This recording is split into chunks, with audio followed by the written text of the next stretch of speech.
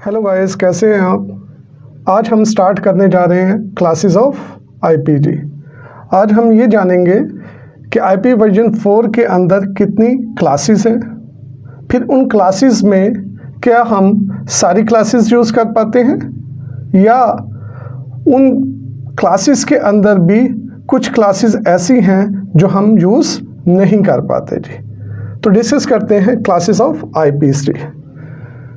हमारे पास 5 क्लासेस हैं जी, जिनको हम class A, B, C, D, E कहते हैं जी। पहली क्लास जिसकी रेंज है 0 से लेकर 1 to 7 जी। क्लास बी जो कि 1 to 8 से स्टार्ट होती है और कहाँ तक जाती है 191 तक जी। क्लास सी 192 से स्टार्ट होती है और कहाँ तक जाती है 223 तक जी। क्लास डी 224 से 239 तक है जी। और क्लास ई 240 से 255 तक जी। हमने अपने लास्ट लेक्चर में ये डिस्कस किया था कि आईपी के एक ऑक्टेट की मिनिमम वैल्यू क्या है 0 और मैक्सिमम वैल्यू क्या है 255 जी। तो यहाँ पर भी आप देखें कि हमारी मिनिमम 0 से स्टार्ट हो रहा है और मैक्सिमम 255 पे जाकर ये चीज़ ख़त्म हो रही है जी। फॉर एग्जाम्पल, अगर मैं आईपी लिखूं 10.192.126.254 जी, तो इसमें हम देखेंगे कि जो पहला ऑक्टेट है कहीं पर वो क्लास ए में कहीं पर लाई कर रहा है जी, यहाँ पे करके जी। 192 क्लास सी का हिस्सा बन रहा है जी। 126 बी क्लास ए का हिस्सा बन रहा है जी। और 254 हमारा क्लास ई का हिस्सा बन रहा है जी। लेकिन जब भी हम इस चीज़ पे डिस्कस कर रहे हो कि ये आईपी किस क्लास का है, तो क्लासेस के पॉइंट ऑफ व्यू से कोई ताल्लुक नहीं बनता हम सेकंड ऑक्टेट, थर्ड ऑक्टेट और फोर्थ ऑक्टेट को देखें। क्लासेस के पॉइंट ऑफ व्यू से हमने हमेशा देखना है किसको, फर्स्ट ऑक्टेट को। अगर हम फर्स्ट ऑक्टेट को देखें तो फर्स्ट ऑक्टेट की वैल्यू क्या है 10 है। तो 10 कहाँ पे आता है जी, यहाँ पे करके जी। तो बेसिकली हम कह देंगे कि फिर ये क्लास कौन सी है जी, क्लास ए। तो क्लास ए का आईपी है जी ये। किसी भी आईपी को जब हम क्लास के साथ बाइंड करते हैं तो उसके लिए जो डिसीजन मेकर है वो फर्स्ट ऑक्टेट है जी। इसी तरह अगर मैं आईपी लिखूं 172.16.1.249 तो 172 शायद क्लास बी में आता है, 16 क्लास ए में आता है, 1 भी क्लास ए में आता है और 249 क्लास ई में आता है। लेकिन जैसा कि अभी हमने डिस्कस किया कि क्लासेस के लिए हमने सिर्फ किसको देखना है, फर्स्ट ऑक्टेट को। तो फर्स्ट ऑक्टेट 172 है, तो 172 कहाँ पे आता है, यहाँ पे करके जी। तो ये कौन सी क्लास है फिर, क्लास बी है जी। तो ऐसे आईपीस जिनका फर्स्ट ऑक्टेट 0 से लेकर 1 to 7 तक होगा, वो तमाम आईपीस किस क्लास से बिलोंग करेंगे, क्लास ए से जी। ऐसे आईपीस जिनका फर्स्ट ऑक्टेट स्टार्ट होगा 1 to 8 से और कहां तक जाएगा 191, यानी कि पहला ऑक्टेट 1 to 8 से 191 तक भी हो तो वो कौन सी क्लास होगी? बी जी। और क्लास सी की रेंज क्या है? 192 से लेकर 223 तक। फर्स्ट ऑक्टेट की अगर वैल्यू 192 से 223 या इनके दरमियान है तो ये क्लास सी है जी। लेकिन जैसे ही आईपी 223 से ऊपर की तरफ जाएगा, यानी कि 224 से 239, तो ये कौन सी क्लास हो जाएगी फिर? डी। और 240 से 255 में जो फर्स्ट ऑक्टेट होगा वो कौन सी क्लास होगी? ई जी। अब अगर हम देखें तो क्लास ए जिसकी रेंज क्या है 0 से लेकर 1 to 7 तक जी। तो यहां पर आपने एक चीज पे हमेशा इस चीज की सेंस रखनी है कि क्लास ए की रेंज, मैं वर्ड क्या यूज कर रहा हूं? रेंज। तो रेंज 0 से लेकर 1 to 7 ही है। लेकिन अगर कोई आपसे ये पूछे कि क्लास ए की असाइनेबल रेंज क्या है, तो वो है जी 1 से लेकर 1 to 60। तो यहां पर ये क्लास ए की क्या है? रेंज है जी। और ये क्लास ए की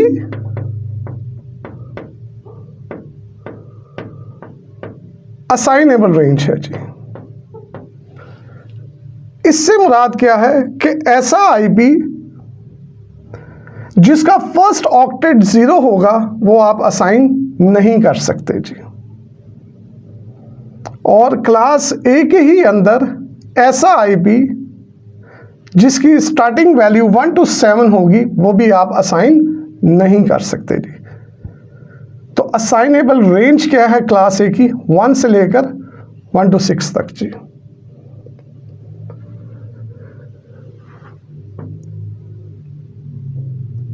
क्लास ए, बी और सी कहने को तो क्लासेस कितनी है हमारे पास? 5। अगर कोई पूछे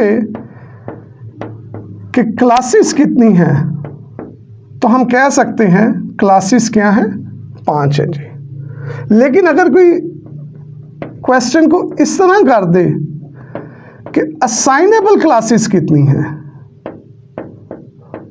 तो फिर हमारे पास 5 क्लासेस नहीं है जी, फिर हमारे पास 3 क्लासेस है जी।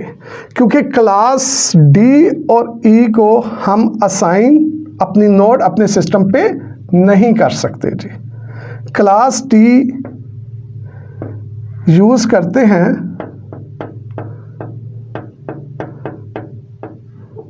मल्टीकास्टिंग के लिए और क्लास ई यूज करते हैं रिसर्च एंड डेवलपमेंट के लिए। तो इट मींस कि हमने अपनी डिवाइसेस, अपनी नोड्स को जो आईपी असाइन करते हैं वो फर्स्ट 3 क्लासेस के हो सकते हैं जी। तो फर्स्ट ऑक्टेट की रेंज फिर 1 से लेकर कहां तक जा सकती है? मैक्सिमम 223 तक जी। जब भी आप अपनी नोड सिस्टम को आईपी जिसका फर्स्ट ऑक्टेट 224 से 255 की रेंज में से देना चाहेंगे तो वो कहेगा कि ये रेंज वैलिड नहीं है। रेंज वैलिड की वो आपको बताएगा कि वो रेंज वैल्यू क्या है 1 से लेकर 2 to 3 तक जी। तो हमारे पास क्लासेस तो क्या हैं? 5 हैं, लेकिन असाइनेबल क्लासेस कितनी हैं? वो 3 हैं। क्लास ए की रेंज क्या है? 0 से लेकर 1 to 7 तक जी। लेकिन असाइनेबल रेंज क्या है? 1 से लेकर 1 to 6 तक। हम डिस्कस करेंगे कि क्लास ए के अंदर फिर 0 किस लिए यूज होता है जी। हम डिस्कस करेंगे क्लास ए के अंदर 1 to 7 किस पर्पस के लिए यूज होता है जी। अब अगर हम बात करें कि कोई आईपी लिखा और उसकी पहचान कि वो किस क्लास से बिलोंग करता है, हमने कहा उसके लिए हम फोकस करेंगे कि उसका फर्स्ट ऑक्टेट कहाँ पे लाई कर रहा है जी। क्योंकि क्लासेस के लिए हमने कहा सेकंड, थर्ड, फोर्थ को हमने फोकस नहीं करना, हमने किसको फोकस करना है, हमेशा फर्स्ट ऑक्टेट को। तो कहीं पर ये जो लिखा गया है कि ये क्लासेस ऑफ आईपीज हैं, आई थिंक बेहतर होगा कि हम कह दें कि क्लासेस ऑफ क्या है, फर्स्ट ऑक्टेट। क्यों? क्योंकि आईपी की बेस पर आप क्लासेस नहीं रिप्रेजेंट करते, आप आईपीज तो बेस कर रहे हैं 4 ऑक्टेट पर, लेकिन आप क्लासेस डिफाइन कर रहे हैं फर्स्ट ऑक्टेट पर। तो बेहतर है फिर हम लिखें क्लासेस ऑफ फर्स्ट ऑक्टेट, क्योंकि फर्स्ट ऑक्टेट की ही बेस पर हम कहते हैं कि इस आईपी की क्लास क्या है। आईपीज हमारे पास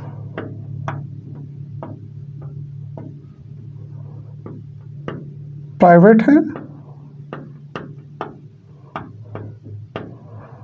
आईपी हमारे पास पब्लिक है जी। प्राइवेट आईपी जो हम अपने नेटवर्क, प्राइवेट नेटवर्क लैन के लिए यूज करते हैं, लेकिन जब भी हमने इंटरनेट पे जाना है, इंटरनेट को एक्सेस करना है, तो इंटरनेट के लिए जो हमें आईपी दरकार है वो क्या है, पब्लिक आईपी जी। तो हमें कैसे पता लगेगा कि ये आईपी प्राइवेट है, हमें कैसे पता लगेगा ये आईपी पब्लिक है जी। अगर हम क्लास ए की बात करें, 10.0.0.0 से लेकर 10.255.255.255.255 तो क्लास ए के अंदर हमें 10 का octet as a private range का ऑक्टेट दे दिया गया जी, कंप्लीट। 10 के अलावा क्लास ए के अंदर आपको कोई भी आईपी मिलेगा तो वो कौन सा होगा, पब्लिक होगा जी। इसी तरह क्लास बी के अंदर 172.16.0.0 से लेकर 172.31.255.255, यानी कि अगर मैं क्लास बी के अंदर 172.15 लिख दूं तो ये भी पब्लिक है, 172 के अलावा कुछ भी लिख दूं, 128 से लेकर 191 के दरमियान 172 के अलावा कुछ भी लिख दूं तो वो भी पब्लिक है। लेकिन अगर मैं 172.16 से लेकर 31 आगे चाहे कुछ भी हो, थर्ड और फोर्थ में चाहे कुछ भी हो, लेकिन फर्स्ट ऑक्टेट का 172 होना और सेकंड में 16 से लेकर 31 या इनके दरमियान होना, ये प्राइवेट के लिए ज़रूरी है। अदरवाइज क्लास बी में इसके अलावा जो भी रेंज होगी वो पब्लिक आईपी में होगी जी। क्लास सी 192.168.0.0 से लेकर 192.168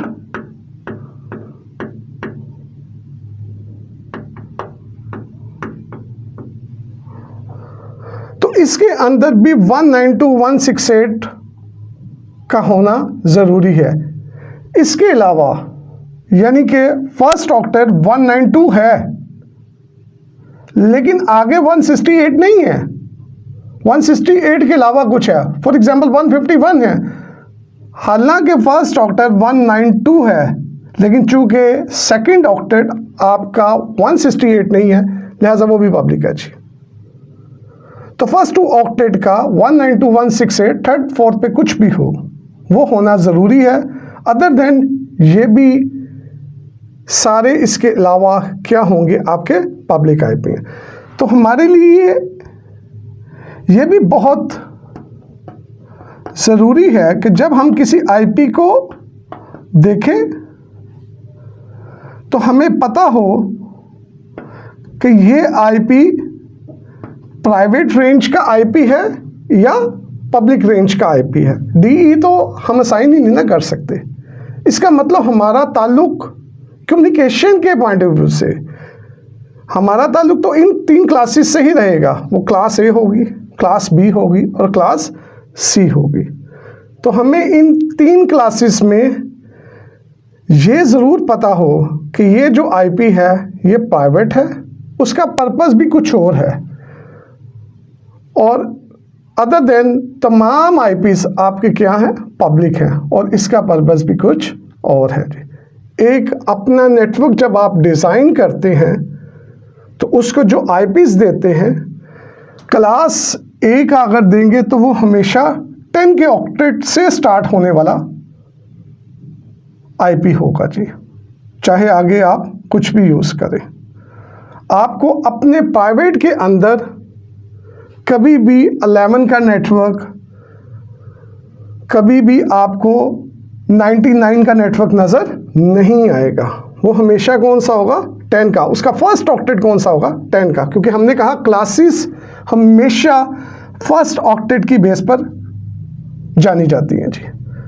और क्लास बी के अंदर फर्स्ट ऑक्टेट का तो 172 होना ज़रूरी है। बकाया सेकंड ऑक्टेट में हमारे पास एक रेंज है 16 से 31 जी, आगे कुछ भी हो। और इसी तरह क्लास सी में 192.168 एज अ प्राइवेट होना ज़रूरी है, अदरवाइज वो। तो गाइस हमें पता होना चाहिए कि एक आईपी के मतलब कि ये प्राइवेट है या क्या है, पब्लिक है जी। तो आईपी प्राइवेट हो सकता है, पब्लिक हो सकता है, लेकिन इसके अलावा